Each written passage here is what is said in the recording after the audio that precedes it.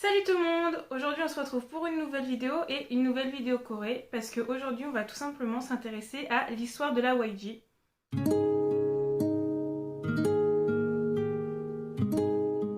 YG.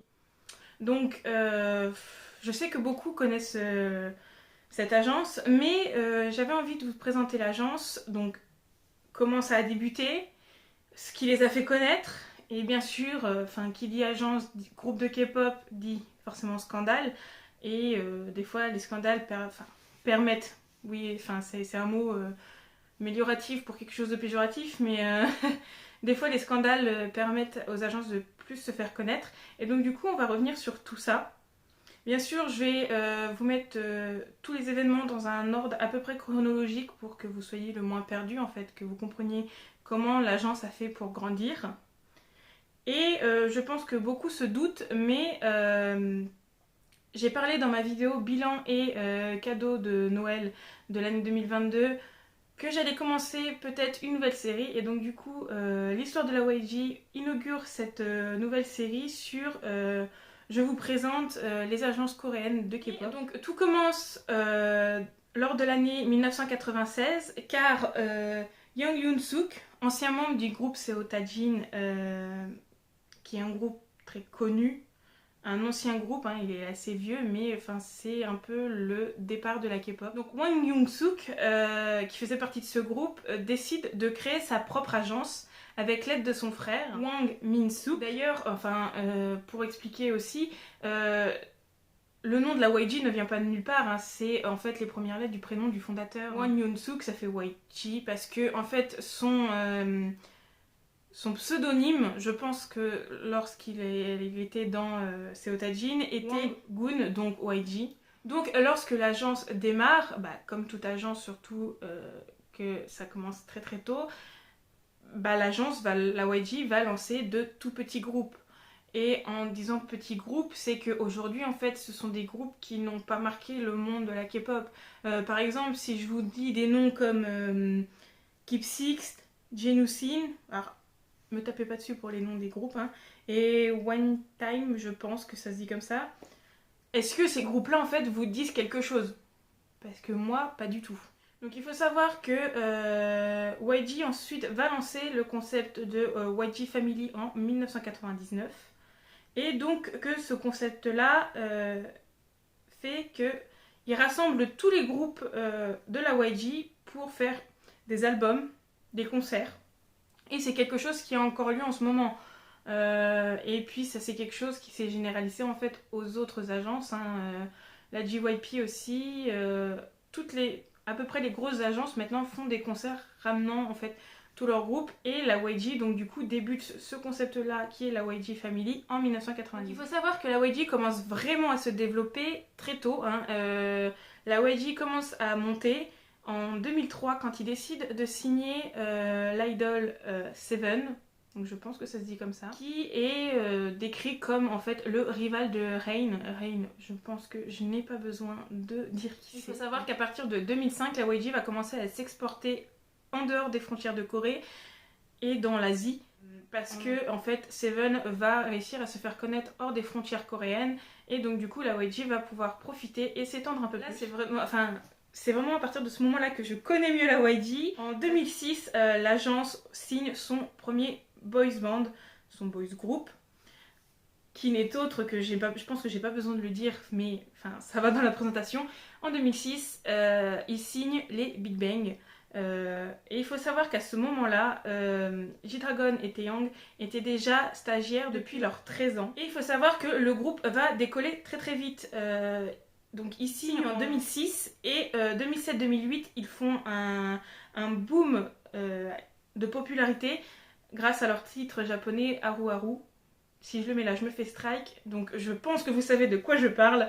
Mais en tout cas, c'est avec cette chanson-là que les Big Bang vont vraiment exploser et faire connaître la YG. Il faut savoir que la YG n'a vraiment pas perdu de temps puisqu'en 2009, donc genre un an après le boom de Big Bang, eh bien en 2009 la YG décide de signer les 21 qui vont aussi en fait prendre en popularité d'un seul coup. Après, on parle quand même de groupes qui sont quand même les pionniers de la K-pop à partir des années 2000. Hein.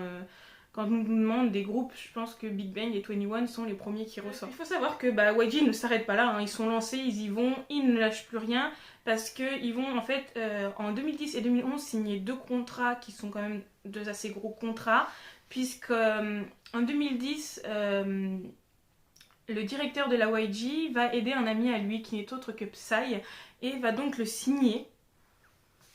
Et en 2011, il va aider Tableau du groupe Epic High qui était en forte dépression suite à des commentaires négatifs, tout ça, des fausses accusations. Et donc du coup, YG va décider de lui signer son contrat et de le faire entrer dans l'agence en 2011. En 2010 tout simplement l'agence est trop petite, hein, il y a beaucoup trop de monde pour de petits locaux.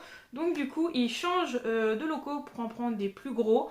Et il faut savoir qu'ils ne vont pas revendre les anciens locaux, ils vont plutôt s'en servir pour créer des espaces comme des studios, des salles d'entraînement, tout ça. Donc vraiment, genre, c'est un agrandissement assez gros de la YG qui va entraîner beaucoup de travaux, mais ils peuvent avec la popularité qu'ils ont maintenant. Donc, il faut savoir que en 2012, la YG a décidé d'élargir ses domaines pour rentrer dans le monde de la beauté et de la mode. Alors, je vais vous mettre le nom des produits maintenant parce que clairement, je ne saurais pas du tout donner la prononciation de ce truc-là.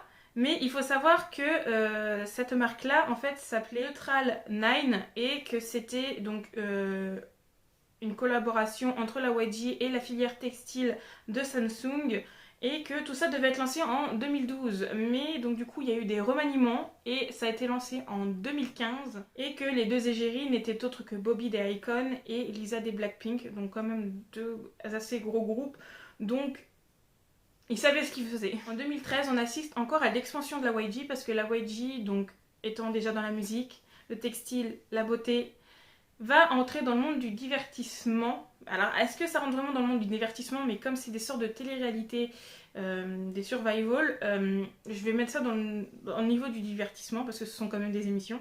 Et il faut savoir que cette année-là, ils lancent Who is Next YG Wins, qui a pour but en fait de trouver les prochains membres du boys band qui débutera. Donc il faut savoir que donc dans cette émission là en fait ce sont deux groupes de garçons qui vont se battre hein, à coups de chansons, à coups d'exercices, tout ça, et qu'on va avoir la team A et la team B. Donc c'est le groupe A qui officiellement va gagner cette télé-réalité là et qui va débuter sous le nom de Winners.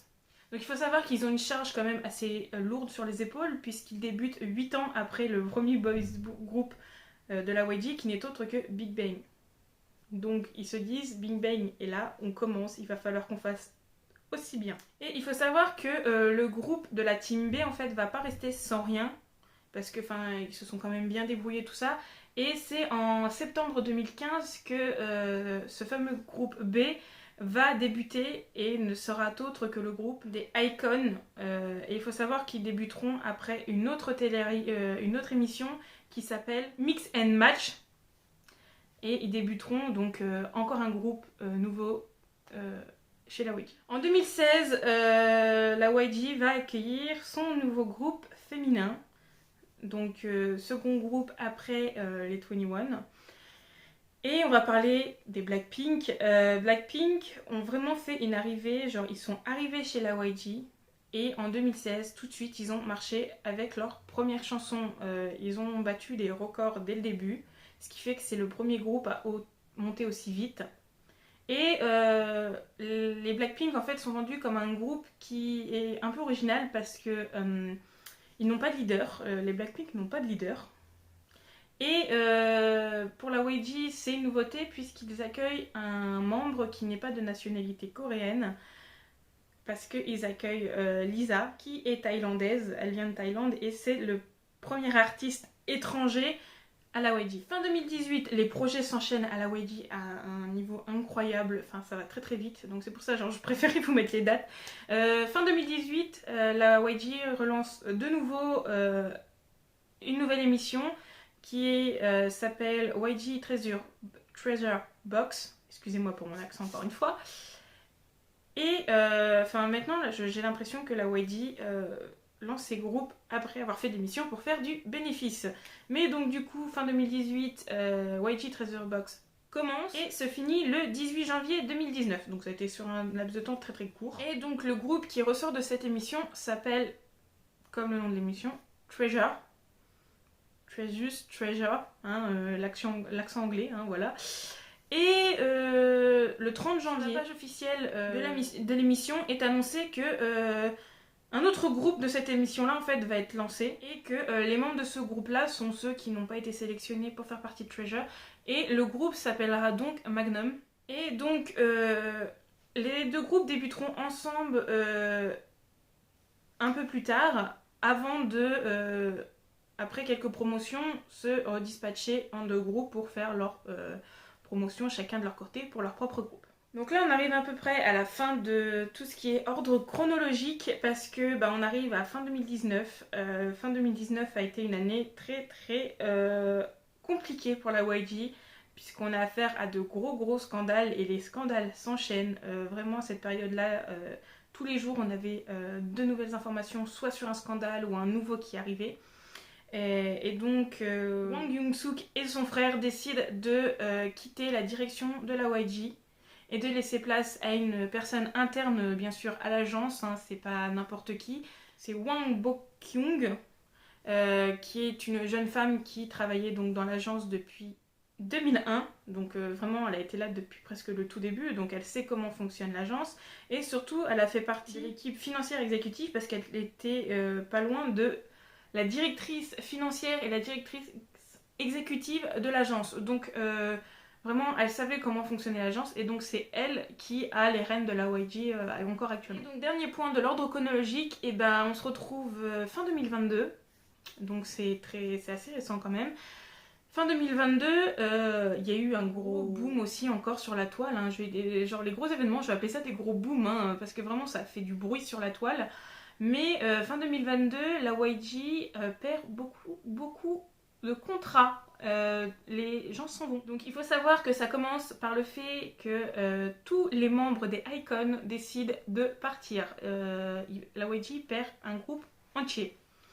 Ensuite, on a Daesung et Taeyang du groupe Big Bang qui s'en vont, qui ont suivi T.O.P qui l'a fait plus tôt dans l'année. Donc YG perd tous les membres des Big Bang sauf G-Dragon. C'est au total donc en cette année en l'année 2022 que YG perd pas loin de 13 personnes. C'est énorme, vraiment. On peut avoir des disbands, des choses comme ça, mais là la YG a perdu 13 personnes. Donc moi au moment où je tourne cette vidéo là, je suis au mois de janvier et cette vidéo va sortir plus tard. Mais on a été dans une période où même les Blackpink, en fait, il y a eu des rumeurs par lesquelles Blackpink allait partir ailleurs, ne pas re-signer leur contrat chez la YG et partir dans un autre endroit. Bon, après, elle partait pas loin apparemment parce qu'elle partait chez Black Label, qui est une filiale de la YG, mais la YG allait perdre vraiment tout le monde. Et tous les groupes sont partis, hein, vraiment il reste plus grand monde.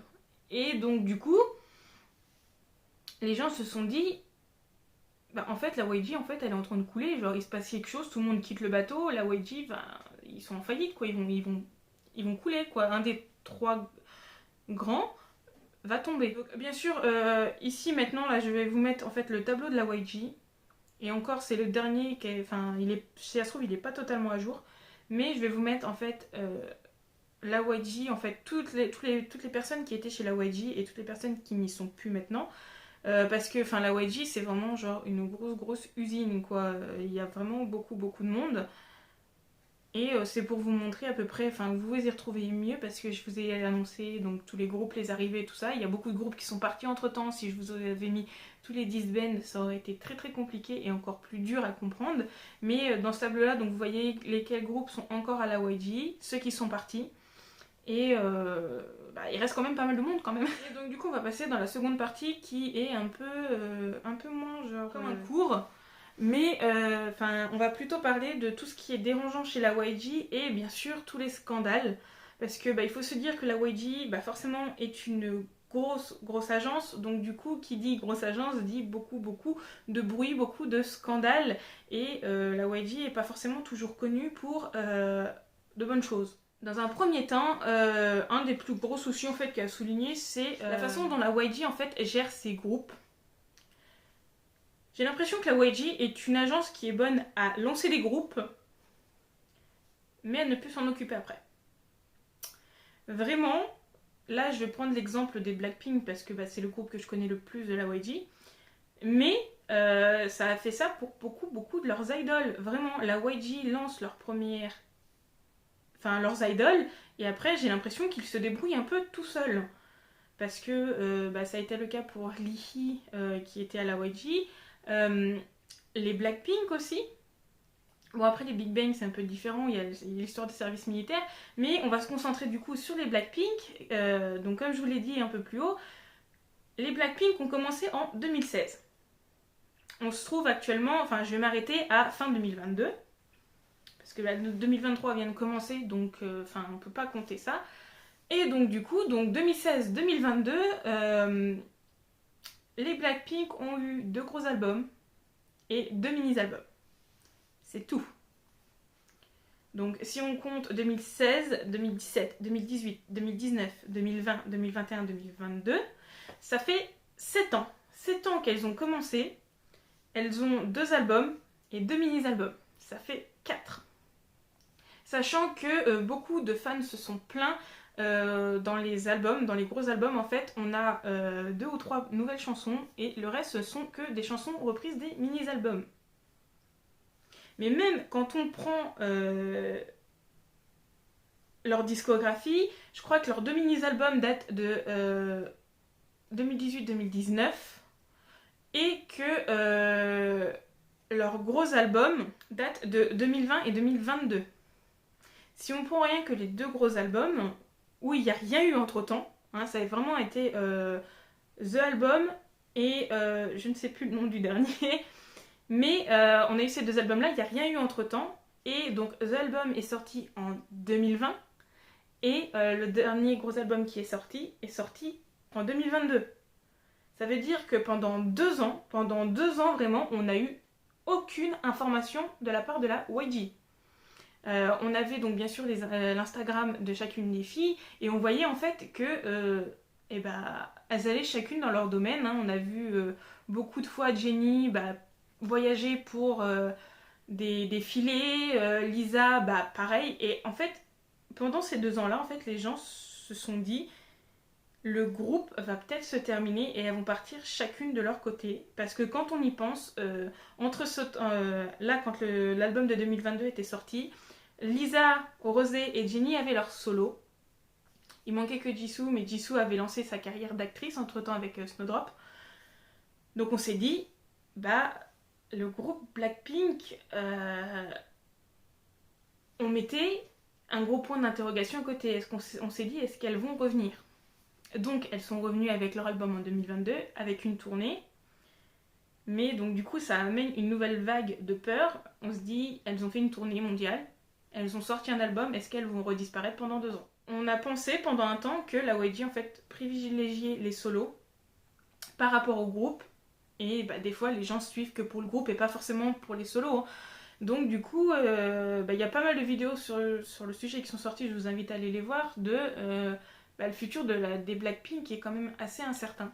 Et ensuite, dans la continuité, donc ils ne savent pas gérer leur comeback et la YG a eu beaucoup de soucis avec la façon dont ils s'occupent de leurs idoles. En 2019, Lisa va oser aborder le sujet du fait qu'elle touche en salaire moins que les autres filles du groupe. Alors qu'elle a bien spécifié qu'elle touchait moins, alors qu'elle donnait un effort équivalent en fait. Elle donnait autant que les autres filles et elle n'avait pas le même salaire. Et tout de suite on se demande pourquoi en fait cette baisse de salaire si elle donne le même effort que les autres. Et tout simplement parce que Lisa est une idole étrangère. Lisa est une idole thaïlandaise, Donc, je sais pas comment raisonne la YG, mais selon eux, si elle se trouve, bah, tu n'es pas totalement coréenne, je vois pas pourquoi je te donnerais un salaire, enfin plus conséquent que les autres. Sachant que c'est un peu injuste parce que quand on prend dans le groupe, Rosé est née en Nouvelle-Zélande, bien qu'elle soit coréenne, elle n'est pas née sur le sol coréen, donc pourquoi elle aussi n'a pas le droit à... Enfin, pas le droit, n'a pas cette baisse sur son salaire. Bon, bien sûr, après je parle du fait que Lisa, donc du coup, ne touche pas le même salaire que les autres. Je sais que des fois il y a des différences, certaines idoles touchent plus parce que ce sont elles qui écrivent les chansons, mais par exemple si je prends le cas de Namjoon des BTS, il écrit la plupart des chansons avec Oseok et Yoongi, donc du coup il touche un peu plus. Alors pour les Blackpink, pourquoi là on fait la différence? Parce que bah, niveau écriture, je sais pas trop comment fonctionnent les Blackpink, mais là c'est pas une question de tu écris des chansons donc tu vas gagner plus. Non, non, c'est le fait de tu es étrangère, tu gagneras moins que les autres. Donc après, on sait pas vraiment ce que pensent les autres agences par rapport à ce point-là, parce que en fait Lisa est une des seules à s'être exprimée là-dessus, mais ça a quand même pas mal fait parler, sachant que c'est juste en fait une origine qui est différente. Ensuite, je vais parler de l'atteinte à la liberté des artistes. Bon, bien sûr, je vais pas parler du fait qu'il y a telle ou telle règle qui n'ont pas le droit de sortir avec quelqu'un, tout ça. Non, là, je vais plutôt parler au niveau de musical, parce que la YG s'est fait beaucoup connaître pour brider ses artistes. Et là, je vais prendre l'exemple des 21, parce que pour les 21, en fait, c'est CL qui écrivait en fait beaucoup de chansons. Et elle ne se retrouvait pas créditée. Donc ça veut dire qu'elle ne touchait pas l'argent supplémentaire pour avoir écrit ces chansons-là, alors qu'elle y a fourni le travail. Et en plus de ça, donc en plus de ne pas être créditées quand c'était leurs propres chansons qu'elles avaient écrites, et bien tout simplement la YG a décidé à certains moments de leur enlever leurs propres chansons. Ça veut dire que les 21 donc écrivaient leurs chansons pour leur prochain comeback, et on leur disait, bah non, cette chanson-là, on va la mettre dans la banque de chansons pour la YG. Pour prendre exemple, c'est un peu avant le départ des 21. Et donc, si je vous dis qu'une une chanson qui a fait quand même beaucoup parler, parce que c'est une chanson qui a très bien marché, et en fait, elle a été écrite pour les 21 de base. Hein. C'est les 21 qui ont écrit cette chanson. Et elle était pour elle, en fait, c'était leur prochain comeback. Et cette chanson-là leur a été retirée. Et si je vous dis la chanson, vous n'allez pas me croire. Parce que cette chanson-là, c'était tout simplement As If You Last, qui a été en fait donnée au Blackpink. Et on voit ce que la chanson est aujourd'hui. C'est une des chansons de K-pop qui a le mieux marché. Cette chanson-là, c'était pour les 21 de base. Elles se sont fait voler leur chanson. Sachant que quand on va dans les crédits de la musique, aucune membre des 21 n'est créditée. Donc, elles n'ont pas la rémunération par rapport à la popularité de la musique. Et donc, la partie la plus croustillante, celle que je pense vous attendez le plus, on va parler des scandales qui sont liés à la YG. Et il y en a pas mal. J'en ai sélectionné que certains pour pas trop refaire de redondance. Mais il faut savoir que par exemple, pour tout ce qui est consommation de produits illicites, tout ça, il y en a pas mal. Il y a des accidents aussi, enfin tout ce que les agences ont comme scandale. Mais on va revenir sur un des plus gros scandales qui a complètement chamboulé le monde de la K-pop. Mais on va voir tout ça genre juste tout de suite après. En décembre 2009, G-Dragon donne l'un de ses premiers concerts qui s'appelle Shine Light. Et lors de la performance d'une de ses chansons qui s'appelle Breathe, et bah, tout simplement on voit une danseuse accrochée à un lit, complètement bien accrochée quoi. Et on va dire que G-Dragon danse de façon quand même pas mal explicite autour d'elle. Et bah, ça a fait beaucoup parler. Les gens étaient complètement choqués, genre c'est un comportement qu'on peut pas avoir sur scène. Et donc du coup bah, les gens ont jugé cette réaction en fait, cette danse inappropriée, surtout que le concert était ouvert à tout public, donc il pouvait y avoir des plus jeunes, des très jeunes, et voir ça très jeune, c'est pas quelque chose que tu dois avoir de base. Et donc du coup, ça a fait beaucoup de bruit. La YG est obligée de s'excuser. Ils ont même été traînés en justice. Mais donc du coup, toutes les charges ont été abandonnées quand G-Dragon et la YG se sont excusés. Mais il faut savoir que ça a fait tellement de bruit que pour le CD du concert, et tout simplement ça a été censuré, ça a été modifié, ça a été censuré. En 2014, il y a eu un scandale qui concerne la famille de Park Bom et qui inclut en fait cette dernière. Parce que suite à une perte dans sa famille, Park Bom a été donc chez un médecin qui lui a prescrit de l'amphétamine suite à une thérapie. Et il faut savoir que l'amphétamine est légale aux États-Unis, mais que une fois rentré sur le sol coréen, c'est pas du tout légal. Et donc du coup, ça a créé de gros soucis, sachant que de base, c'était donc un traitement médical pour subvenir à des besoins. Je pense que c'était une sorte de dépression, des choses comme ça, et que c'était pour elle, c'était pas du tout à des fins illégales. Et donc du coup, tout ça a un peu explosé quand, au niveau des douanes, ils ont retrouvé donc les fameuses amphétamines que la famille donc de Bom envoyait à cette dernière pour qu'elle puisse se soigner. Et donc du coup, à ce moment-là, beaucoup l'ont accusé de faire de la revente illégale. Il faut savoir que Bom a dû aller jusqu'à donner les comptes rendus médicaux et donc tous les rapports des médecins pour vraiment prouver que elle faisait pas de la revente illégale, quoi. Elle faisait pas de la contrebande. Non, c'était pour se soigner. Et que en fait, ce scandale-là en fait a été amplifié par les journalistes qui disaient oui, elle fait de la contrebande, elle revend ça en Corée. Non, elle cherchait juste à se soigner. Et heureusement, grâce à ses rapports, tout ça, elle n'a pas été inculpée. Et puis, ça a quand même impacté sa carrière, puisqu'elle ne sortira pas vraiment d'album jusqu'à la fin des 21 et qu'elle a redébuté il y a très peu de temps. En 2017, la YG lance le Survival Mix 9 pour totalement faire concurrence à The Unit, excusez-moi, qui est une autre émission. Mais malheureusement, The Mix 9 ne fera pas l'audimat espéré. Et donc à la fin, le groupe qui devait débuter n'a pas débuté. Et il faut savoir que des agences comme la Happy Face Entertainment ont porté plainte contre la YG, puisque ils ont injecté de l'argent dedans, et puis ils avaient des idoles qui devaient commencer dans ce groupe, qui ne débuteront pas. Donc du coup il y a eu des plaintes, tout ça, et malheureusement ce groupe ne verra jamais le jour. Et donc pour terminer cette vidéo, on va parler quand même du plus gros scandale du monde de la K-pop.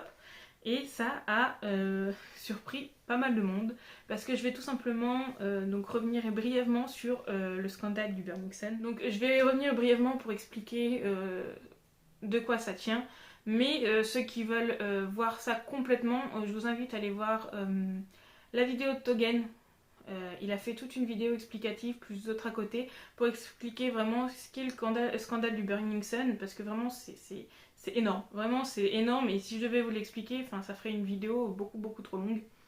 Mais bon, pour faire court, il y a eu une agression dans l'une des boîtes tenues par des membres de la YG, dont Seungri qui était dans les Big Bang. Et donc du coup, ce qui de base devait être une agression par un des membres du staff se révèle en fait être beaucoup plus gros, puisque par la suite, Seungri plus d'autres personnes vont être accusées d'être un endroit où il y a une distribution de produits illicites, en plus du fait que ces produits-là sont utilisés sur les femmes pour ensuite venir profiter d'elles. Et donc du coup, comme Seungri de base faisait partie du comité de la boîte, il a été englobé dans le scandale, mais ensuite on apprend que vraiment il faisait partie de cette sorte de micmac, et que il était acteur de tout ça, il restait pas sans rien faire, quoi. Et ça a été tellement loin que Seungri a été accusé de créer une chaîne de prostitution dans la boîte, donc la boîte a fermé, Et donc Seungri a été inculpé pour tout ça et pas mal d'autres personnes. Mais vraiment, genre, c'est un scandale sur le moment qui a plombé la YG. La YG a perdu beaucoup d'argent à cause de ça. Et donc c'est un peu aussi suite à ça que les deux directeurs vont démissionner. Donc vraiment c'est pour ça que c'est un des scandales qui a vraiment marqué la K-pop quoi. Donc voilà pour ce qui est de la vidéo sur l'histoire de la YG. J'espère que ça va vous plaire. J'essaye de faire le plus simple possible pour ce qui est de tout raconter sur l'agence. Bien sûr, j'ai pas parlé de création des succursales parce qu'ils ont des succursales au Japon, aux États-Unis. J'ai pas parlé aussi trop des changements de locaux parce que des fois les agents changent beaucoup de fois de locaux. Je me suis vraiment concentrée sur les groupes, les gros sujets liés à l'agence. Et puis bien sûr les scandales parce que même si ce sont des choses négatives, c'est des choses qui font partie de l'histoire de l'agence. Hein. L'agence à chaque scandale doit se prononcer, ils font des communiqués, tout ça. Et des fois les agences sont eux-mêmes liés au scandale, hein, comme par exemple le fait que Lisa soit moins payée, c'est vraiment venant de l'agence en fait. Donc j'espère que cette vidéo vous aura plu. Dites-moi en commentaire si ça vous plaît, hein, parce que moi clairement j'ai adoré faire les recherches, même si c'est assez long à faire, tout remettre dans l'ordre, tout ça, trouver les scandales, trouver ce qui va pas dans les agences. J'adore faire ça. Donc n'hésitez pas à me dire en commentaire quelle agence vous voulez par la suite. Je sais que je vais faire prochainement la Big Hit parce que la Big Hit aussi c'est une grosse agence. Je pense que le Big 3, Big 4 maintenant sera dans les premiers à être fait. Mais même si vous voulez de toutes petites agences dans lesquelles vos groupes sont, il n'y a pas de souci. Vraiment, moi ça me fera découvrir de nouvelles agences. Et puis vous aussi, ça vous fera peut-être découvrir de nouvelles agences, de nouveaux groupes. Et puis ça fera plaisir à tout le monde. Donc dans tous les cas, n'hésitez pas à me dire en commentaire donc quelle agence vous voulez ensuite, si ça vous a plu. Et puis on peut parler aussi de tout ce dont j'ai parlé dans la vidéo. Hein. Moi j'adore lire vos commentaires. Bonne journée, bonne soirée en fonction à l'heure où vous regardez cette vidéo. Et surtout, prenez soin de vous.